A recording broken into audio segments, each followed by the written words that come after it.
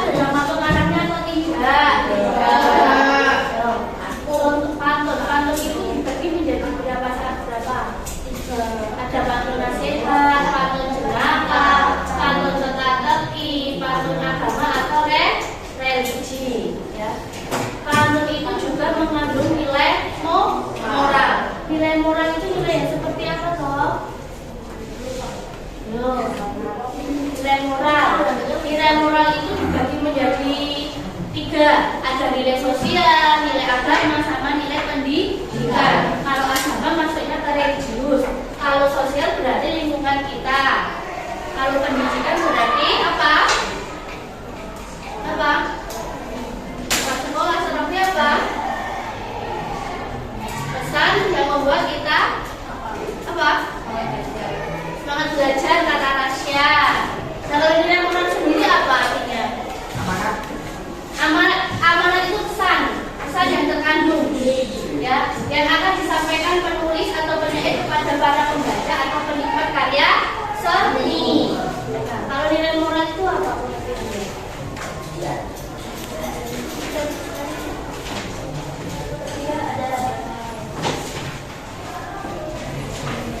Pesan moral. Apa itu kan? Amanat. Amanat itu pesan dia. Moralnya itu nilai moral itu. Nilai moral itu apa toh? Hah? Pesan.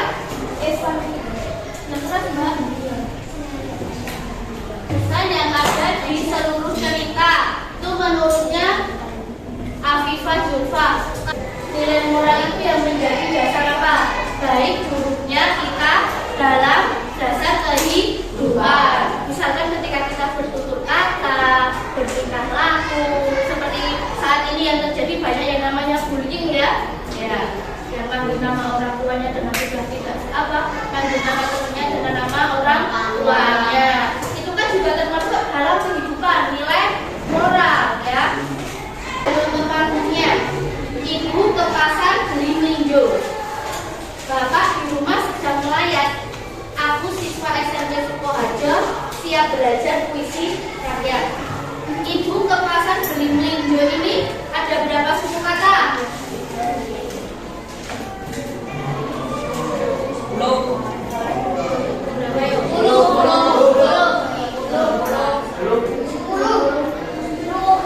Kalau 10, oh ini berarti sajaknya apa?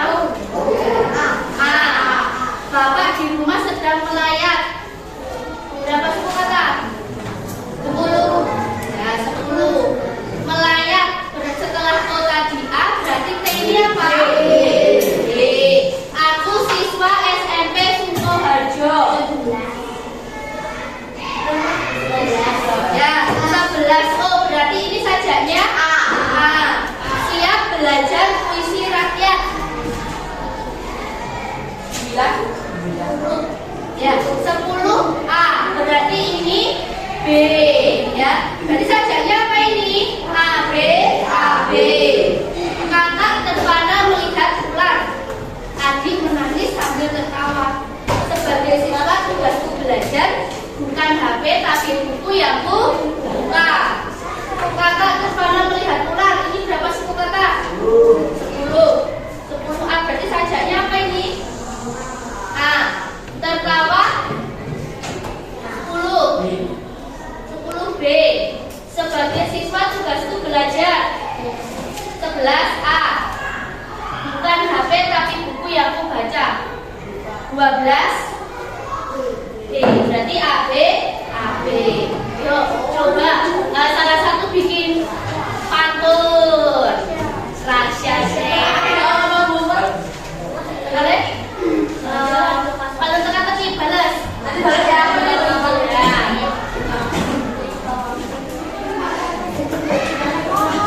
Makan ayam harus diberani. Jangan lupa kasih gorengan. Apa yang semakin diisi semakin ringan. Ayo, yang keras. Lebih ada bahaya. Kembalikan dengan cermat. Mana mungkin hidup bahagia jika pada orang tua yang terhormat. Yang lain. Balas. Balas ya. Bukan Bu. Ayo, berpikir.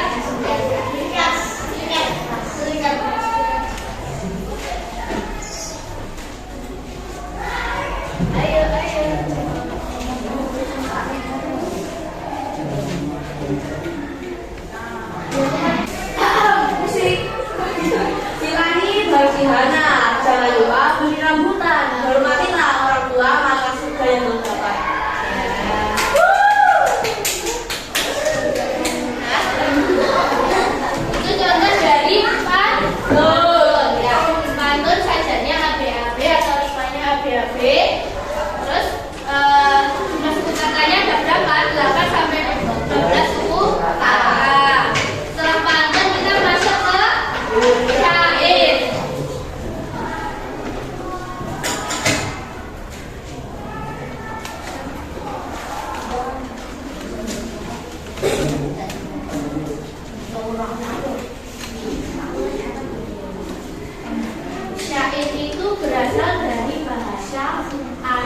yang artinya syukur.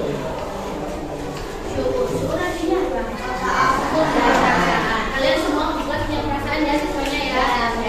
Perasaan. Setelah syukur berarti menjadi syiur. Syiur artinya puisi. Ya. Dalam perkembangannya syair itu apa itu? Isinya tentang cerita. Tidak mungkin hanya selesai dalam satu bait. Baris kan itu lari. Bait berarti satu bait terdiri dari 4 baris atau 4 lari.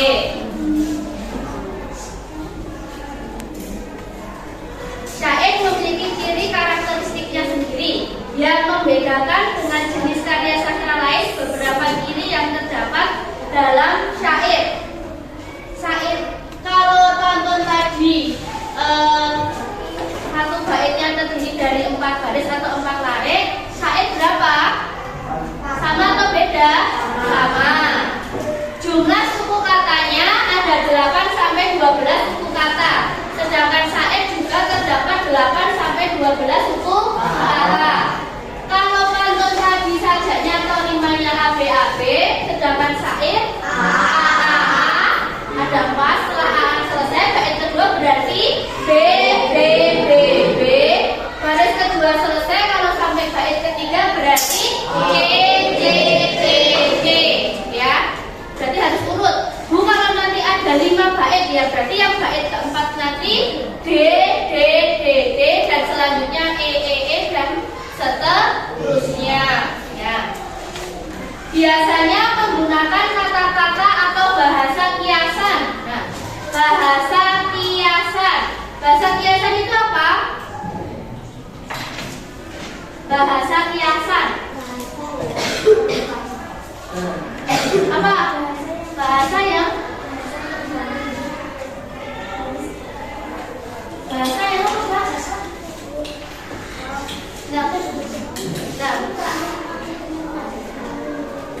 apa? Bahasa kiasan. Bahasa kiasan itu apa, Fikri? Menurutnya Yogi, bahasa kiasan itu perumpamaan. Ya, bahasa kiasan itu apa? Bahasa atau gaya bahasa yang berisi tentang perumpamaan atau perbandingan. Seperti apa contohnya ya? Laksana, majas. Laksana itu termasuk ke majas apa? Asosiasi. Kalau majas asosiasi laksana bagaikan. Coba kalian membuat kalimat menggunakan majas asosiasi yang perbandingan atau perumpamaan bagaikan.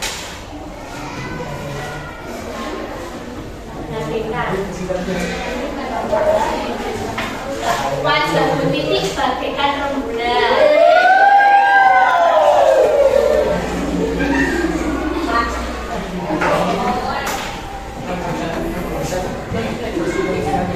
Apa lagi?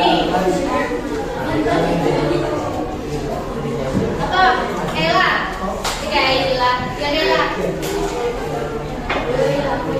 Tatapanmu bagaikan macan Asia. Bandingkan sampai Mas. Tatapanmu bagaikan macan Asia. Lagi.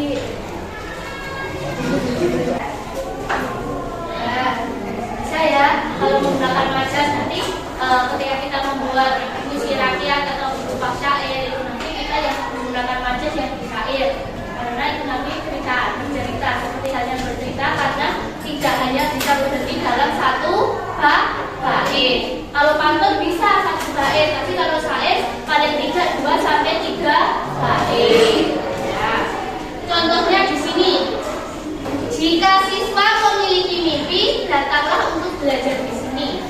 Sekolah jadi bekal untuk diri, pasti akan berguna di masa nanti. Ini sajanya dulu, rimanya dulu apa ini?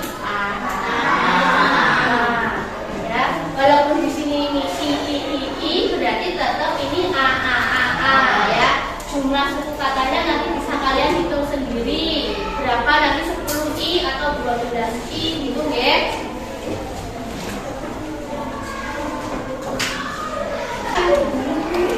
Contohnya misalkan, wahai para penerus negeri, langkahmu begitu berarti, kepadamu kami menanti, doaku panjat setiap hari. Itu sajanya apa? A. Memang berat menjadi siswa, ketika tugas banyak melanggar, kawan menghilang tanpa tanda, dan akhirnya aku stres juga. Sajanya apa ini? B.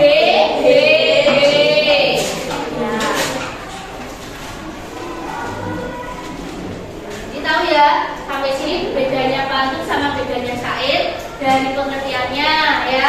Pantun itu berasal dari kata Minangkabau yang artinya pantun atau pantun, sedangkan syair dari bahasa Arab yang artinya syuur atau syu, yang artinya apa?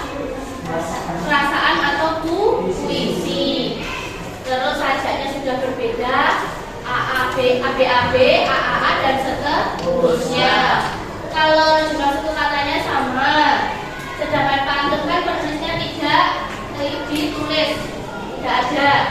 Bedanya kalau di syair menggunakan apa? Bahasa kiasan. Bahasa kiasan tadi apa ya?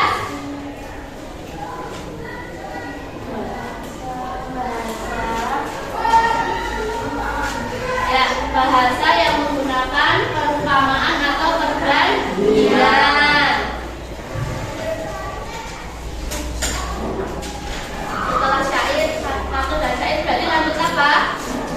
Gurindam. Kalian pernah mendengar gurindam atau tidak? Gurindam itu pada di pelajaran bahasa Jawa itu disebut apa? Parian. Tahu nggak parian?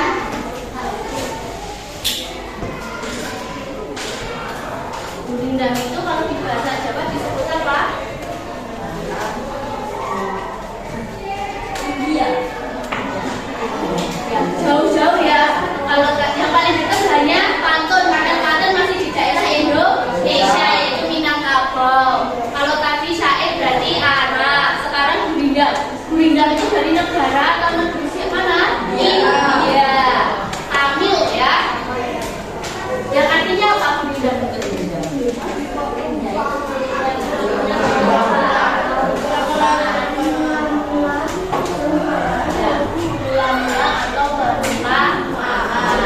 Kalau tadi syair itu ada 1 bait dan 4 baris, kalau gurindam itu hanya 2 baris.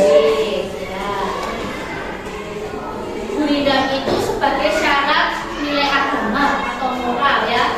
Dia menggunakan sastra Hindu dalam perkembangannya dulu. Karena puisi rakyat itu lahirnya sudah zaman dahulu kala, sebelum kita lahir. Berbeda dengan puisi modern atau puisi kontemporer. Kalau puisi modern dan kontemporer itu baru, jadi penggunaan bahasanya lebih luwes, tidak ada keterkaitan atau aturan yang harus kita ikuti.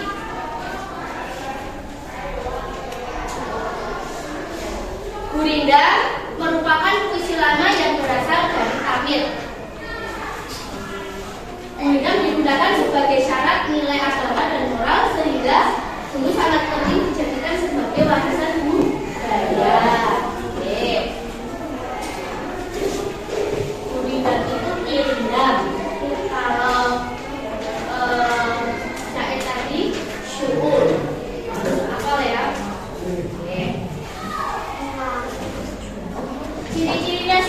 Ciri-cirinya gurindam itu sama tidak seperti teman-temannya yang dua ini? Berbeda ya. Dari awal saja, dari jumlah barisnya atau larinya itu sudah berbeda. Kalau gurindam ada berapa? 2 ya, 1 baitnya terdiri dari 2 baris. Sama lagi, setiap baris memiliki apa? 10 sampai 14 suku kata ya. Kalau tadi pantun dan syair itu 8 sampai 12 suku kata, kalau gurindam ada 10 sampai 14 suku kata. Giling-giling.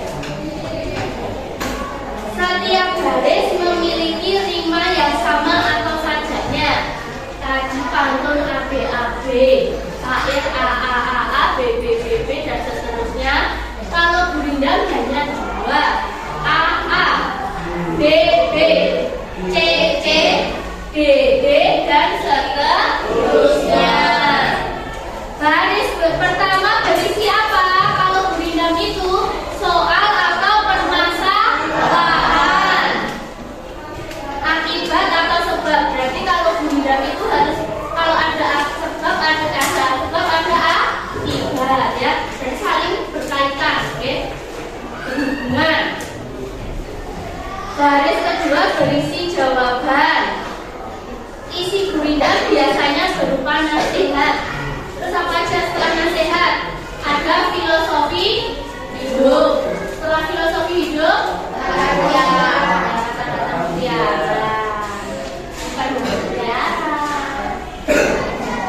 contohnya gurindam. Sukoharjo adalah tanah kelahiran, bukan sebuah tempat kelahiran. Nah, ini sajanya apa ini?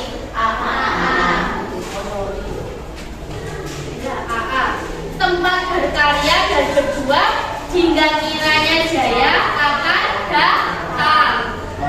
Ajaknya apa? Yang kedua, DD. Di sini semua adalah teman tanpa pandang siapa lawan. Sajaknya DD. Seperti halnya kita di sini, ya. Kita di sini berasal dari berbagai desa, ya.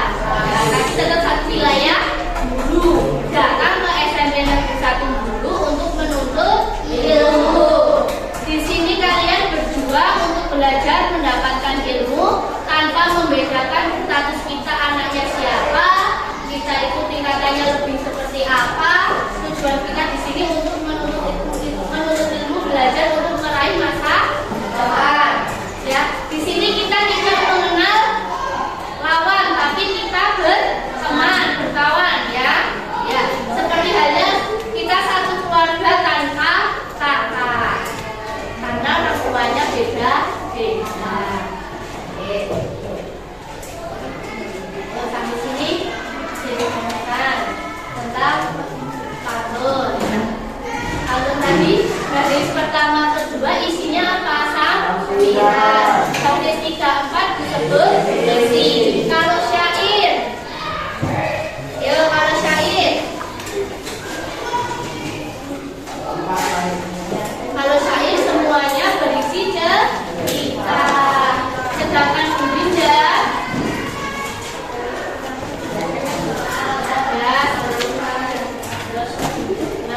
baris pertama, baris kedua apa biasanya? Apa?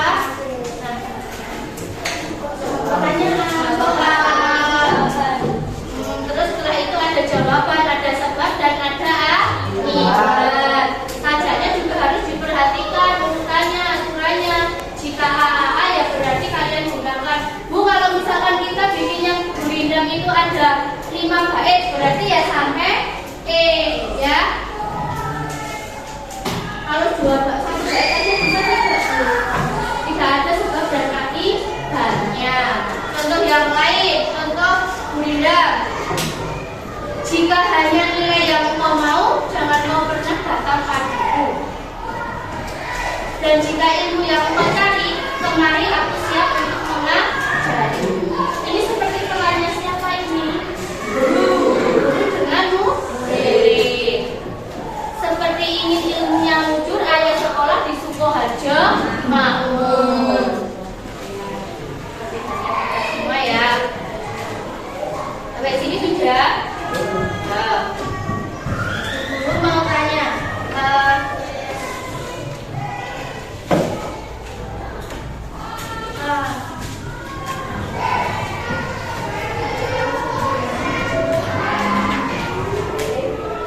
coba syair halaman 23. Jika siswa memiliki mimpi, datanglah untuk belajar di sini. Sekolah jadi bekal untuk diri, pasti akan berguna di masa nanti. Bait pertama, baris pertama. Itu artinya apa maksudnya? Jika siswa memiliki mimpi, ya ayo, boleh ditulis dulu.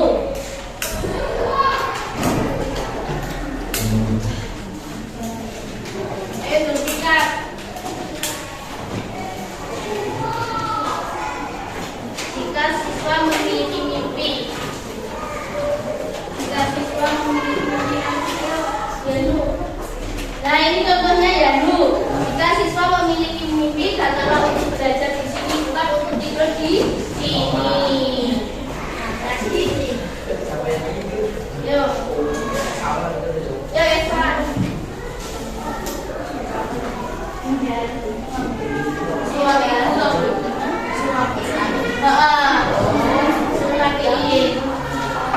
Cari pesan apa yang akan disampaikan penyair untuk para pembaca di bait pertama syair halaman 23. Halaman 23. Ya. Wes ya. Nah ya. Apa ini? Pesan apa yang akan disampaikan pengarang kepada para pembaca? Boleh. Ya, kita sebagai siswa jika memiliki mimpi datang untuk belajar ke sekolah ya. Mencari apa? Kan untuk masa depan kita, bukan cuma nanti kerja kita. Ya. Ilmu akan sangat berharga dari suramnya dunia dan masa. Jika ilmu akan tetap berharga akan menyinarimu sepanjang masa. Ini berarti isinya apa? Pengarang mengajak para pembaca untuk apa? Terutama kita, kalian sebagai pelajar, sebagai siswa. Apa? Agar tetap menjaga ilmu yang kita dapat, ya kan? Ya. Dari apa? Suramnya dunia dan masa. Maksudnya suramnya dunia dan masa itu apa di sini? Ya, dari apa? Seperti halnya teknologi canggih yang terus maju, ya kan? Kita harus menjaga agar apa? Ilmu yang kita dapat itu tidak hilang, bahkan harus bisa bertambah. Dengan kita apa belajar di sekolah untuk menuntut ilmu, bukan hanya untuk ya datang lalu waktu pulang. Jika ilmu akan tetap menjaga, akan menyinarimu sepanjang masa. Jadi kalau kita itu memiliki ilmu, kita itu sebagai apa orang yang berilmu, kita tidak akan apa mudah terkecoh dengan apa? Nah, menurutnya Yogi berita hoax. Kita akan mencari guru. Terus apa lagi?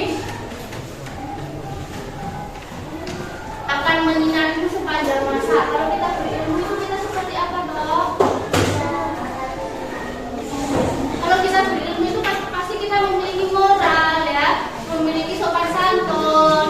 Ketika kita berilmu itu ketika kita melakukan perbuatan atau bertutur kata itu bisa membedakan yang baik dan yang buruk. Dunia akan terus selalu maju. Jadikan ilmu sebagai penentu, sebagai benteng agar tidak tertipu. Semoga hidupmu berkah selalu. Dari ilmu kita memiliki benteng. Benteng itu apa? Pagar ya. Ibaratnya benteng itu pagar. Agar kita itu tidak apa? Mudah terpengaruh ke hal-hal yang negatif. Contohnya lebih mudah. Sekarang contohnya pergaulan bebas. Bu, zaman sekarang itu merokok itu sudah terlihat biasa, iya. Bahkan anak sekolah zaman sekarang itu kalau masih memakai seragam sudah berani merokok, ya. Karena HP ya, maraknya HP. Penggunaan media sosial dengan dampak yang negatif bukan tidak diambil dengan sisi positifnya. Bisa sampai sini mencari. Insya Allah harus bisa dalam proses. Ya. Di sini ada pertanyaan 5.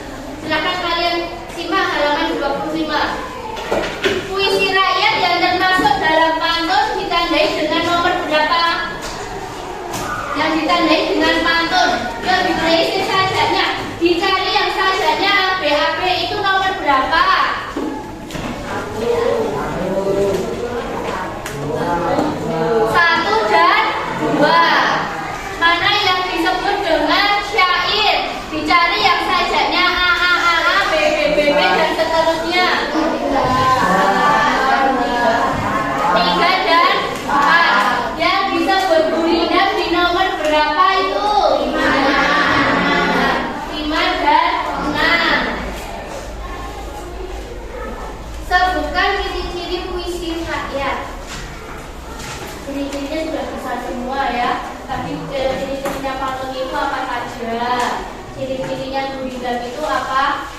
Ciri-cirinya syair itu terdiri dari berapa suku kata, semuanya bisa kalian kerjakan dulu. Jadi setelah itu langsung dinilai. Ciri-ciri syair pantun dan gurindam. Pantun itu jumlah baitnya ada berapa di sini? 8. Jumlah suku katanya 8 sampai 12. Pola rimanya AB, AB. Kalau syair ada 4. Jumlahnya sama ya, 8 sampai 12 suku. Sajanya A.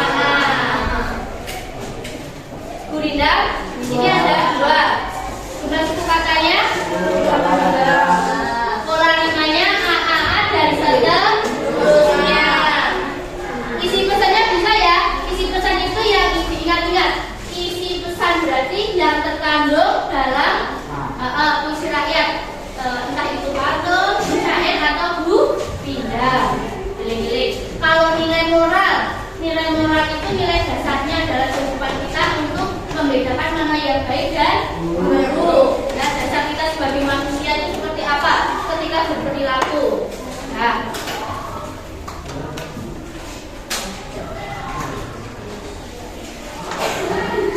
oke, semuanya ya sudah selesai ya. Nanti bisa kita lihat kembali. Sudah semuanya. Untuk pertemuan minggu depan atau akan datang, kita masuk ke struktur puisi rakyat dan ciri kebahasaan. Kalau kita akan membuat sebuah teks atau di sini kita masuknya ke puisi rakyat, itu kalau struktur harus sesuai atau tidak? Giling-giling. Struktur itu harus umum atau tidak? Kuningan. Hah? Kalau struktur itu harus umum tidak? Tidak. Harus. Kalau ciri kebahasaan? Enggak. Ciri kebahasaan itu hanya kita bisa menemukan di situ itu misalkan kalimat perintah, berarti kalimat perintahnya ada kalimat sarannya seperti halnya itu ya. Nah ya semuanya.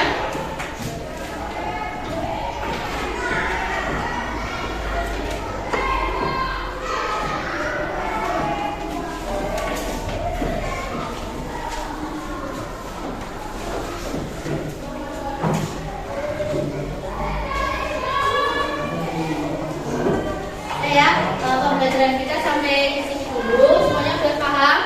Masih ada yang bertanya kan? Ingat ya ciri-cirinya. Ciri-ciri puisi rakyat dari pantun, apalagi? Syair, terus? Coba ada tidak yang bisa membuatkan guru pantun sebelum kita akhiri pembelajaran ini? Boleh? Yuk. Kamu pantun apa? Nasihat, pantun teka-teki, pantun religi, atau pantun pendidikan? Ya, kami adalah si Hana mengalami lupa, makanya baru si Siti. Kami ini tak mau melihat kecantikan guru bahasa Arab. Tepuk tangan. Ya, sampai sini pertemuan kita hari ini. Begini guys, untuk pertemuan yang akan datang, kita masuk ke materi apa? Struktur dan ciri kebahasaan teks puisi rakyat. Nah, ini kalian di rumah bisa pelajari terlebih dahulu.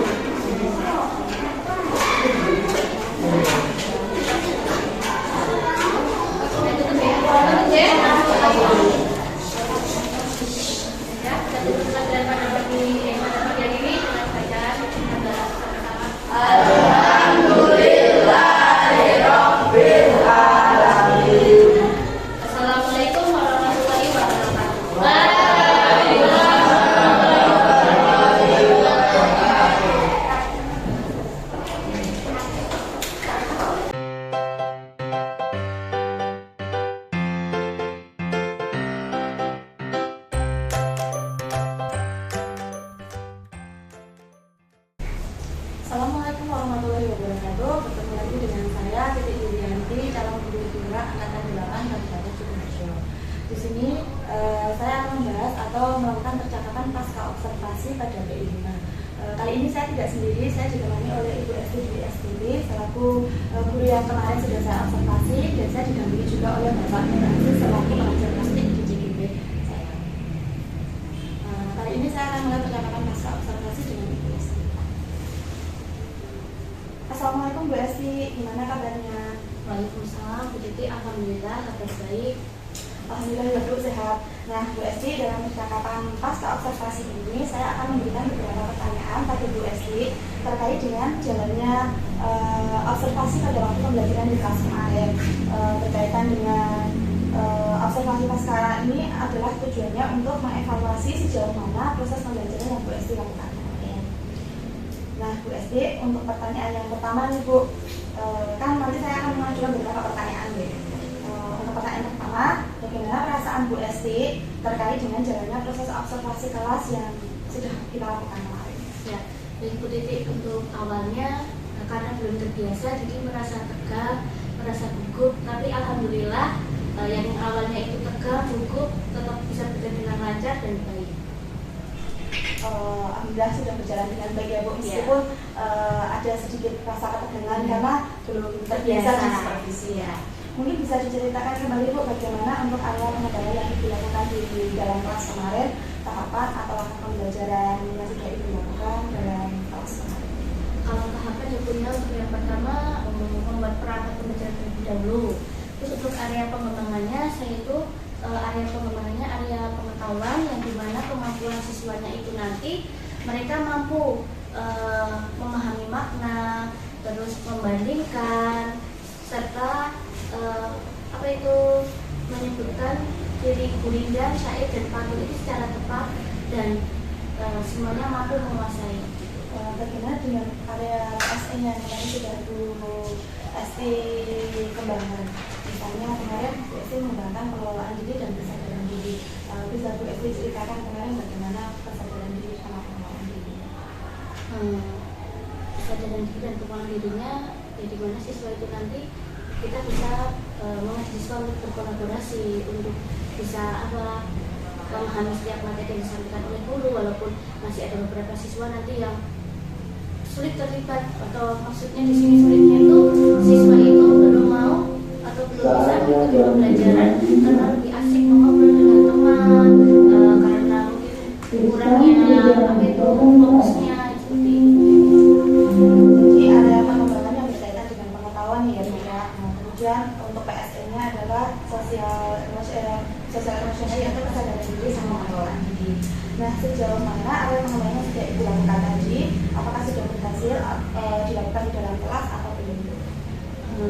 Menurut saya ya Bu ya, alhamdulillah sudah berjalan dengan baik, tapi ya tetap masih ada kekurangannya dari proses pembelajaran. Oke, jadi sudah dilakukan dengan baik dan sudah berjalan dengan sesuai ya Bu ya. Tapi mungkin masih ada sedikit kekurangan. Nah, menurut Bu Esti, apa sih kekurangan atau mungkin kendala yang Ibu hadapi pada saat melakukan proses pembelajaran di dalam kelas kemarin? Ya, kendala atau hambatan yang saya alami setiap proses pembelajaran itu seperti itu Bu, kurang fokusnya siswa, sehingga siswa itu sulit ketika diberi pertanyaan kayak umpan balik, mereka hanya seperti biasa hanya mengandalkan temannya aja yang itu saja seperti itu. Jadi nanti untuk keinginan saya itu yang kedepannya lebih pendekatan lagi ke siswa. Jadi kendalanya ada beberapa siswa yang tidak terlibat atau kurang aktif mungkin gitu ya Bu, dan hanya mengandalkan teman-temannya seperti itu ya Bu ya. Nah kira-kira kenapa kok hal itu bisa terjadi Bu? Karena mungkin ya Bu ya, kurangnya siswa aktif itu karena kemarin itu saya dalam proses pembelajaran saya itu kayak belum membagi kelompok kecil atau kelompok besar atau siswa yang ada dalam kelas terlalu banyak, jadi fokusnya itu masih terbagi-bagi.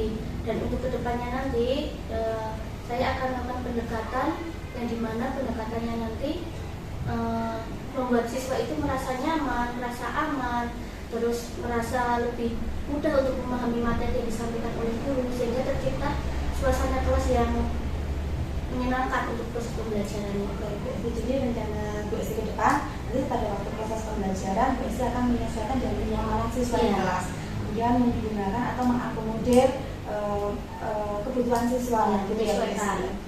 Mudah-mudahan nanti apa yang Bu Esti rencanakan dapat terrealisasi dan memberikan proses pembelajaran yang baik dan lebih baik lagi dibandingkan dengan yang kemarin ya Bu ya. Nah, saya juga akan menunggu nanti gimana proses kedepannya, apakah bisa direalisasikan dengan baik atau tidak rencana yang Bu ya. Kira-kira kapan Bu Esti akan melakukan perubahan atau merealisasikan rencana yang Bu Esti tadi sampaikan? Mungkin untuk perubahannya itu bisa dilaksanakan untuk pertemuan berikutnya, itu nanti insya Allah sudah akan saya terangkan untuk proses pembelajaran dengan pendekatan yang agar siswa mampu menerima materi dengan baik. Jadi nanti Bu Esti akan mencoba merealisasikan rencana ini pada pertemuan berikutnya ya. Nah, kira-kira adakah yang bisa membantu Bu Esti dalam merealisasikan rencana ini ke depannya? Ya, tentunya nanti saya akan berkolaborasi dengan teman sejawat saya. Usaha saya akan melibatkan dan berkolaborasi dengan siswa, para siswa semuanya untuk menciptakan suasana kelas yang menyenangkan dengan keinginan siswa itu seperti apa, seperti itu. Jadi tadi Bu Esti akan merealisasikan ini pada pertemuan yang akan datang, kemudian sudah berkomitmen untuk membuat pembelajaran atau perubahan pembelajaran jadi lebih menyenangkan, menarik dan sesuai dengan kebutuhan yang menarik. Kemudian sudah ada pihak yang membantu untuk menjaga komitmen Bu Esti. Terima kasih banyak Bu Esti atas jawaban-jawaban yang Bu Esti berikan, dan mudah-mudahan nanti apa yang Bu Esti rencanakan dapat terrealisasi dengan baik, sehingga nanti dapat menciptakan pembelajaran yang baik dan menyenangkan bagi itu ya. Untuk selanjutnya, monggo Pak Aziz untuk memberikan umpan balik dari coach ini. Jadi saya melihat dari apa yang sudah dilakukan dalam diskusi pasca observasi ini sudah bagus. Yang mungkin keahlian dari Bu Titik, karena redaksinya kan harus ke Bu Titik. Ada upaya memberikan tugasan yang diluar bagi coach Anda untuk menemukan permasalahan, menyampaikan permasalahan, menemukan permasalahan, dan dididik untuk bisa memilih alternatif pemecahan. Dan nanti kalau saya lihat di situ sudah ada, tapi instan gitu, dalam waktu pendek. Contoh di ini ketika ada masalah anak kurang fokus, kenyamanan belum, kita bisa ditanyakan itu bisa dirasakan bagaimana. Terus itu dengan punya alternatif apa? Kalau menurut Anda pilihannya yang mana dengan pertimbangan yang ada di kelas itu dan dari pribadi. Ketika seperti itu nanti dia akan lihat, oh berarti ibu memilih alternatif ini dengan pertimbangan itu. Berarti dia akan, oh iya, itu dari saya dan sudah bagus. Mungkin ini secara ilmu kan sudah dikuasai, nanti mungkin perlu lanjut untuk bisa ya. Terima kasih Pak Aziz. Sebelum saya akhiri Bu Esti, apa yang Bu Esti rasakan setelah Bu Esti melakukan coaching kali ini? Alhamdulillah dari sini saya bisa mendapatkan ilmu kedepannya itu seperti apa, penerapan metode pembelajaran yang sesuai dengan kurikulum Merdeka itu ya harus seperti ini, seperti itu begitu. Untuk perasaan-perasaan yang Bu Esti rasakan setelah melaksanakan coaching kali ini, jadi banyak ilmunya, alhamdulillah. Untuk kedepannya mungkin terbuka menjadi guru penggerak juga gitu ya. Itu ya Bu Esti. Sekian dari saya pada waktu proses pasca observasi kali ini. Terima kasih Bu Esti untuk waktunya, dan terima kasih untuk Pak Aziz atas pendampingannya kali ini. Sekian dari saya, wassalamualaikum warahmatullahi wabarakatuh.